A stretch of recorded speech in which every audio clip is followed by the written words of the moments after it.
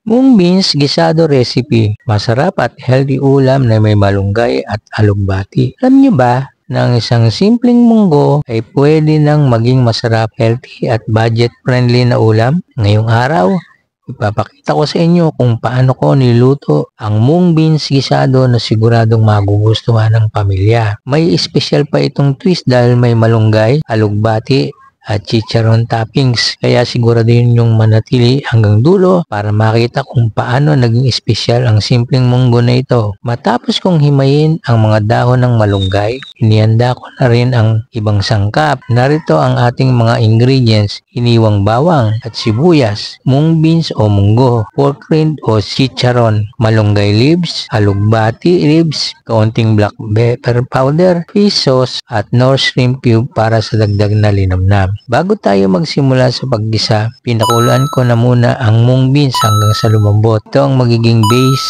ng ating masarap na ulam. Ngayon, sisimulan natin ang pagluluto sa mainit na kawali. Nilagay ko ang kaunting mantika at agad kong ginisa ang bawang hanggang sa mag-golden brown. Ang bawang at maging translucent at maglabas ng natural na tamis ang sibuyas. Pagkatapos, inilagay ko ang pinakuloang munggo at inihalo ko ang iginisa kong bawang at sibuyas kasama ng giniling. At pagkaluto ay ibinuhos ko sa pinakuloang munggo. Dito ko rin inilagay ang Knorr shrimp cube para mas lumasa at mas sumarap ang sabaw ng munggo. Habang kumukulo, nilagyan ko ng konting fish sauce at black pepper powder para lumabas ang aroma at natural na lasa. Ngayon, isinama ko na ang malunggay at alugbati. Bukod sa dagdag sustansya, magbibigay din ito ng makulay na presentasyon sa ating ulam. Hinayaan ko lang itong maluto ng ilang minuto para manatiling fresh at green ang mga dahon. At ito na ang pinakamasarap na bahagi, ang toppings. Inilagay ko sa isang plato ang mainit na munggo at sa ibabaw nito ay inilagay ko ang malutong na chicharon para may dagdag sarap at texture. Kaya naman, narito